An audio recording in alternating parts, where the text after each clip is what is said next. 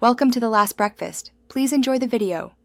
In this video, I will explain how to close your Audi A3 bonnet. First, ensure the engine bay is completely clear of any items. This prevents damage when the bonnet is lowered.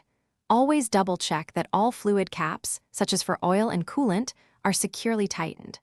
Also, confirm the bonnet latch mechanism is clean and free of any debris for a smooth closure. Taking these initial steps ensures safety and proper function. Now, let's focus on lowering the bonnet safely. Gently bring the bonnet down until it's approximately 12 to 16 inches above the latch. This distance is crucial for the latch to engage correctly. Place your hands evenly on the front edge of the bonnet, avoiding the center, to distribute pressure. Remember, do not press down or force the bonnet closed from a high position. This can cause dents or damage.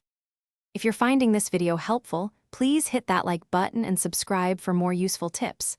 Quick recommendation: life's too short for cheap socks. Go darn tough with a lifetime warranty. They're perfect for any adventure, even just checking your car's engine. You can find the link for darn tough socks and other great deals in the description below. Now let's get back to the video. To engage the latch, simply release the bonnet from that 12 to 16 inch height. Allow its own weight to drop and engage the primary latch mechanism. You should hear a distinct click, which confirms the bonnet has latched correctly. It's important to avoid dropping the bonnet from too high, as this can cause unnecessary stress on the hinges or even dent the bonnet itself. A controlled drop is key. After the bonnet has dropped, perform a final check for security. Gently lift the front edge of the bonnet to confirm it is fully secured and cannot be opened without pulling the release lever. Visually inspect for any gaps between the bonnet and the car's body panels.